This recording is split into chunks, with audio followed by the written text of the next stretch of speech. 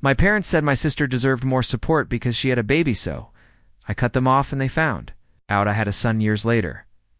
I'm a 27-year-old guy, and I've been invisible in my own family for as long as I can remember. Not abused. Not neglected in the textbook sense. Just overlooked, like background furniture. My younger sister Kayla was the star of every family conversation ever since she could walk. She was the sweet one, the pretty one, the sensitive soul. When she cried, the world stopped spinning. When I cried, I was told to man up or be strong for your sister. Growing up, I was the quiet kid who got good grades and didn't ask for much. My parents praised Kayla for drawing stick figures and baking cupcakes, while I was silently expected to fix things: tech issues, house chores, anything they didn't want to deal with. I once got a perfect score on a state exam. They said, "Nice job," and moved on to telling Kayla how great she looked in her new jeans. I used to tell myself it didn't bother me, that I didn't need their attention, that being self-sufficient made me better. But looking back, that was just survival. I didn't realize how deep the wound was until I left home at 24 and finally got to breathe. I got a stable job in another city. Started building a quiet life for myself. Nothing extravagant, just peace. I didn't call much. They didn't really notice. It felt mutual. Then one day my mom called crying. Not about me, of course. "Kayla's pregnant," she said, her voice trembling like it was the end of the world. "She needs us right now." Just like that, the family orbit realigned around her again. I knew what was coming before it even started, but I had no idea how far they'd go to remind me of my place. A week after the pregnancy announcement, my phone started buzzing nonstop. Group texts, missed calls, forwarded Amazon links. My mom had turned into a full-time project manager for Kayla's baby. She wanted me to chip in for the stroller, help paint the nursery, and just be present more. It was wild to me. When I was moving into my first apartment, I asked if they could help with a small loan for a fridge. I was told, "You're a grown man now. Time to stand on your own." No one showed up. No one brought housewarming gifts. I sat on the floor eating canned soup for 3 days. But now Kayla was getting full parental reactivation mode. Suddenly, my parents had time, money, energy, and more emotional investment than I'd seen in years. And I wasn't jealous of the baby. It was the message behind it all. She deserves help. You never did. I brought it up once, just once, on a quiet call with my mom. I said, "It kinda stings that you're doing all this for Kayla when I couldn't even get a toaster." She sighed and said, "Honey, it's harder for her. She's going through so much. You've always been the strong one." That line hit me like a punch to the chest. I wasn't strong. I was numb. I was used to not being asked how I felt. I didn't even know how I felt half the time. But hearing her say it so casually, like I was some emotional sponge who never needed love, that cracked something open in me. From that moment on, I started pulling away. I stopped replying right away. Stopped volunteering information. Stopped showing up. But the real fracture came when Kayla asked me for something I wouldn't give her. And the way my family reacted. That's when I learned I wasn't just the afterthought. I was the scapegoat. Kayla called me on a Wednesday afternoon like it was nothing. Her tone was light, almost rehearsed.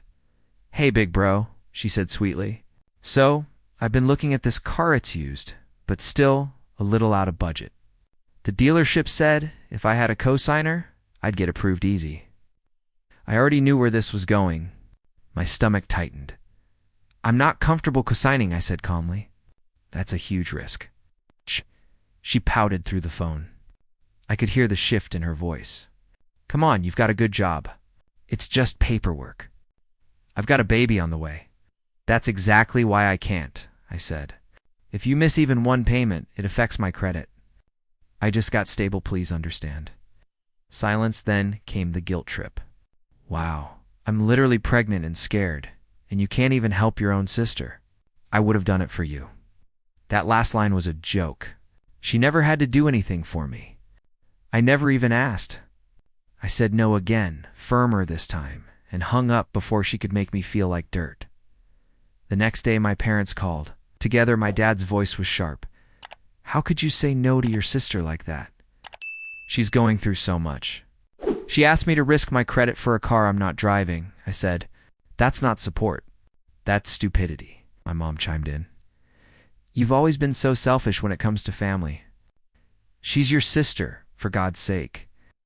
That word selfish cut deep. I'd spent my entire life being the opposite of selfish, holding in my pain, shrinking my needs, making room for theirs. I hung up. That night, I lay awake, staring at the ceiling, wondering how love could feel this conditional. 2 weeks later, I checked my credit report out of paranoia, and there it was. A new auto loan. In my name. I hadn't signed a thing. I stared at the screen, my heart racing. Loan amount, $18,000 lender. A local used car dealership cosigner. My full legal name. My signature. Accept. I never touched a single document. I couldn't breathe. My hands shook as I clicked through the details. It wasn't just a prank or a miscommunication. This was fraud. And it wasn't a stranger who did it. It was my own sister. I drove straight to the dealership the next morning, printouts in hand. When I showed them my ID and told them I never signed anything, the guy at the counter looked uncomfortable. Well, your name's on the file, he said, avoiding eye contact. We've got a signature. He pulled out the paperwork. My name was there, all right, slappily scribbled, not even close to my actual signature. I took photos of everything and left numb. I called Kayla. She didn't answer. I texted, "Did you forge my name?" She replied minutes later with a casual, "It's not a big deal. I knew you'd come around eventually. I needed that car." I didn't even reply. When I called my parents, my dad brushed it off like she had borrowed a sweater without asking. She's a new mom. Cut her some slack. She committed a felony, I snapped. That's identity theft. My mom got defensive. She made a mistake. Are you really going to ruin her life over a car loan? That was the moment I realized if the roles were reversed, if I had forged Kayla's name, I'd be disowned. But her, she got grace. She got excuses. She got defended. I filed a police report. It felt cold, robotic, but I needed to protect myself. Days passed and Kayla started sending tearful voicemails. My parents begged me to drop it. Eventually I did. Not for them, for me. I didn't want the legal mess, but something inside me snapped. Whatever thread of connection we had left, it frayed to nothing. That night, I made a quiet decision. I was done being the family's doormat the day I decided to walk away from my family. No one noticed. There was no dramatic announcement. No angry final phone call. Just silence. I stopped responding to messages. I muted the group chat. I watched birthdays and holidays pass like someone peeking through a window at a party. They were never invited to. And you know what? It was peaceful at first. I expected them to chase after me. Maybe an apology. A sign they finally understood how deeply they'd hurt me. But the silence wasn't mutual. It was convenient for them. They didn't have to face the truth of what they'd done if I had just disappeared. I moved to another city a few hours away. Clean start. Found a better job in a quieter neighborhood. I filled the space they used to occupy with therapy sessions, journaling, long walks, and cheap coffee. For the first time in years, I wasn't waiting for anyone's approval. I was just being, and being was enough. There were moments where the grief crept in not for who they were, but for who I wished they had been. I'd see families together at brunch or hear coworkers talk about calling their moms, and I'd feel a sting in my chest. But I never let it pull me back. That pain reminded me of what I was healing from. Over time, I started rebuilding a version of myself that wasn't shaped by guilt and obligation. I stopped flinching when the phone rang. I stopped wondering if I was hard to love. 2 years passed. 2 solid, clean years. No birthdays. No updates. No drama. And then, right when I thought I'd closed the door for good, I met Liana, the woman who saw the parts of me even I had forgotten. I met Liana at a small community fundraiser, of all places. She was organizing a coat drive for families in need. Hair tied up, sleeves rolled, balancing a clipboard and a smile. Not the kind of smile that's performative or polite. It was warm, like she meant it. We bumped into each other at the coffee table. Literally, I spilled lukewarm coffee all over the floor and muttered a panicked apology. She laughed, knelt down with me to clean it, and said, "You're lucky I like clumsy people." I hadn't felt noticed in a long time. Not like that. Our conversations came easy. First it was local events, then favorite books, childhood memories. I told her early on that I didn't really talk to my family. She didn't pry. She just nodded and said, "Some families break you before you even know you're whole." God, that hit me harder than she knew. We started seeing each other regularly. She was the first person who didn't treat my silence like a flaw, who didn't flinch when I said I needed time to think or space to breathe. She didn't demand explanations for my scars. She just held them gently and said, "You deserved better." For the first time, I let someone fully in. She saw the angry parts of me, the grieving parts, the numb ones, and she never ran. A year in, we moved in together. Our apartment was small, sunlit, and always smelled like her cinnamon candles. We cooked dinner together, slow danced in the kitchen, read side by side at night. I remember looking at her one morning, sunlight hitting her cheek, and thinking, this is what family should have felt like. When she found out she was pregnant, we cried. Tears of joy, terror, gratitude, fear, all tangled up into something that somehow felt sacred. We didn't tell anyone. Not right away. And when our son Milo was born, I knew without a doubt I'd never let my past touch him, not a single piece of it. Milo was born on a gray September morning, the kind where the clouds hang low, but everything feels still. He came into the world quiet, wide eyes, tiny fists, chest rising like he already knew how heavy the world could be. I held him against my chest and whispered, "You're safe now." I wasn't just talking about the hospital room. We didn't post anything. No birth announcement. No baby photos. No cute welcome to the world captions. Not because we weren't proud, but because we were protecting something fragile. Something we built from pain and stitched together with peace. Liana asked me once, maybe 3 weeks in, "Do you want to tell your family?" I didn't even look up from Milo's sleeping face. "No," I said. "They don't get to touch this." She nodded, but I could tell she didn't fully get it. Not yet. She had a family that sent casseroles when you were sick. I had a family that forged my signature and called me selfish. Still, as the question lingered, I thought about it late at night, rocking Milo while the world slept. Shouldn't they at least know he exists? Would I regret it someday keeping them in the dark? But every time I reached for that thought, I'd remember how I was treated like a stranger in my own home. Like a backup plan? Like a bank account. And I knew letting them in wasn't love. It was relapse. Milo turned 1. He took his first steps between our secondhand couch and the coffee table, giggling like gravity had never betrayed him. Liana clapped, recording the moment with eyes full of wonder. Still no calls to my parents. Still no photos sent. Still no mention of his name to the people who never bothered to say mine, unless they needed something. And just when. I thought we had built a world too quiet for them to reach. A notification lit up my phone. Friend request.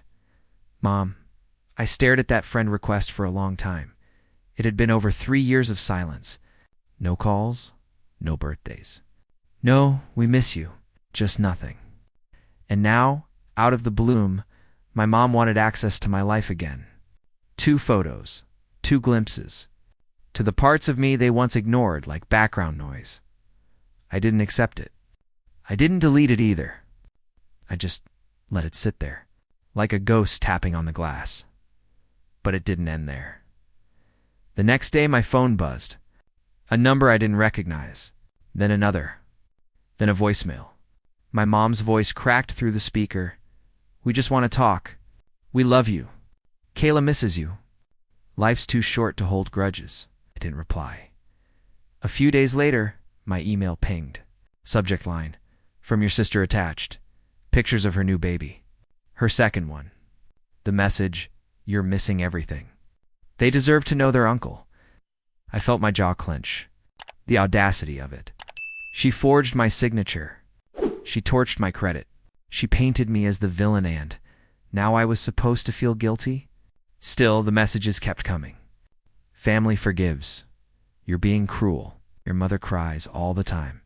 You owe us at least a conversation. It was like they were all reading from the same script. Meanwhile, Liana watched me grow quiet again. She didn't push.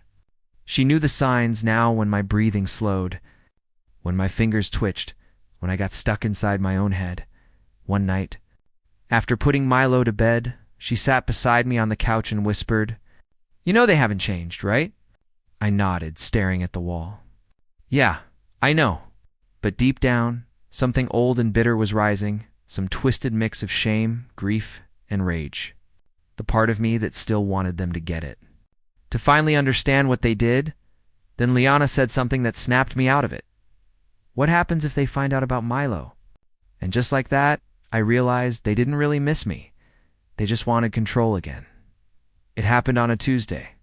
I remember because Milo had just discovered how to flush the toilet repeatedly and was having the time of his life doing it. I was scrolling Facebook during a rare moment of peace, half laughing at a meme, when my stomach dropped.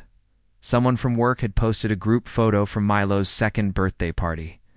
Just a casual shot cake, balloons, a few friends. Nothing dramatic. But in the background, clear as day, I was holding Milo, and he was looking up at me, frosting on his chin. His tiny hand wrapped around my thumb. I hadn't noticed it when they tagged me, but someone else did. The comment came within hours. From my mom's account. "You have a child?" My blood ran cold. I didn't respond.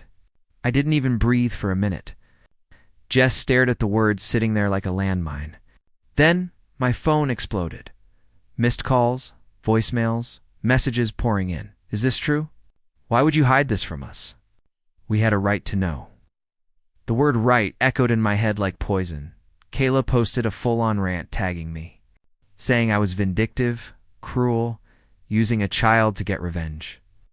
She called me mentally unstable, said I was punishing everyone for being happy without me. The comment section lit up. People took sides. Some defended me. Others called me heartless. It was public, messy, humiliating. Liana found me curled up on the edge of the bed, clutching my phone like it might explode. She sat down, placed her hand gently on my shoulder, and said, "Do we need to move?" The idea hadn't even crossed my mind. But now, it did. I had spent years building a safe world for my son. And now, it felt like the walls were cracking. I could block them again, change accounts, disappear once more. But I was done hiding. If they wanted to confront me, they would have to hear the truth. All of it.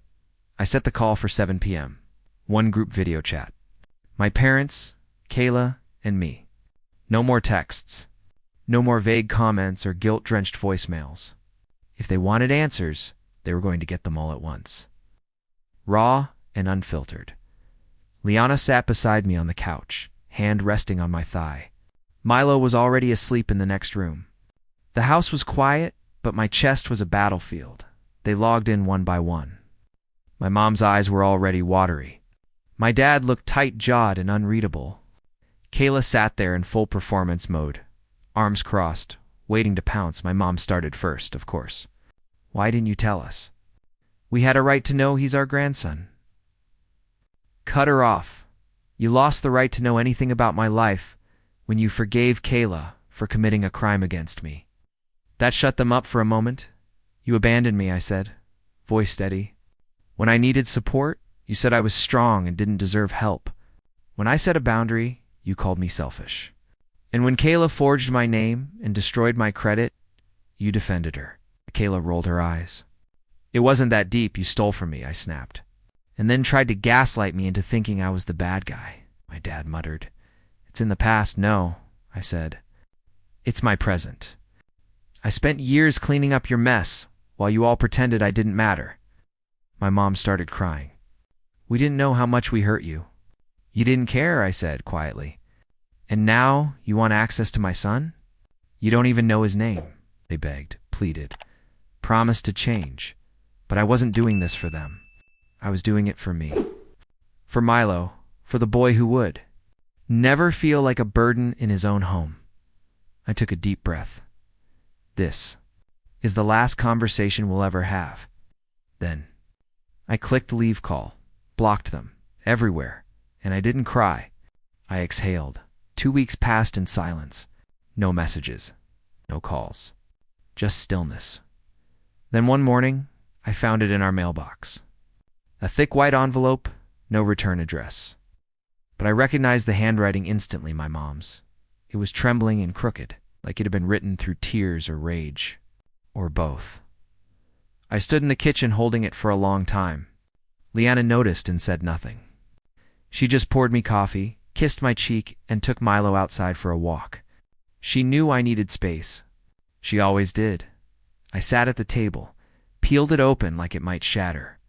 It started with memories. Sweet ones. My mom talked about my first steps. How I used to hum myself to sleep. How I would drag my blanket through the kitchen like it was my armor. Then came the guilt.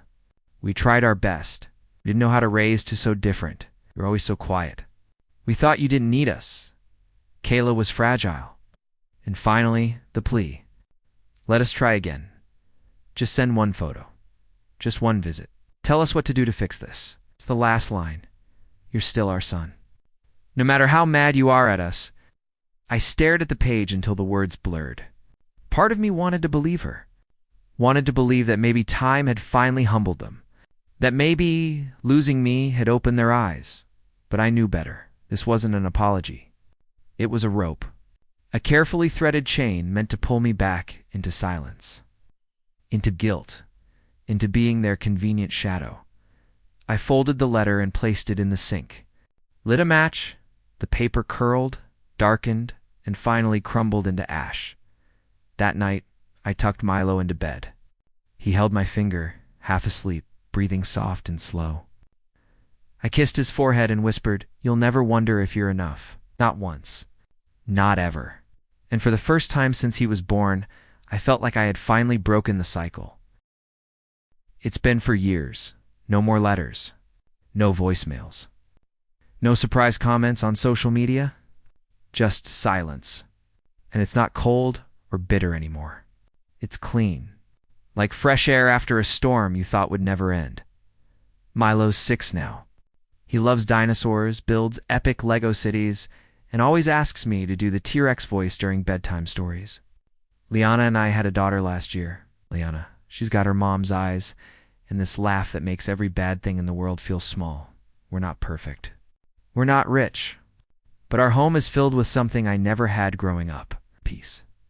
And love that isn't earned through performance. Sometimes I wonder what my parents tell people about me now.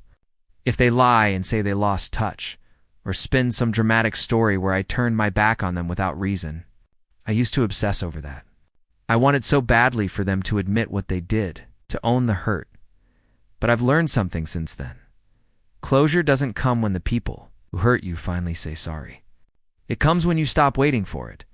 When you build a life so full and honest that their absence no longer feels like a hole but a closed door you chose to never reopen. I don't know if they're still holding on to hope that I'll come back. I don't plan to. They had every chance. They crossed every line. And when given opportunities to do better, they chose comfort over accountability. I chose to become a different kind of parent. One who listens. One who shows up. One who never uses love as a weapon. People say blood is thicker than water. But I've learned something else. Peace is thicker than guilt. And healing is louder than history. So no, I didn't just cut them off. I ended the legacy, and every time my son wraps his arms around me without fear, I know that was the right choice.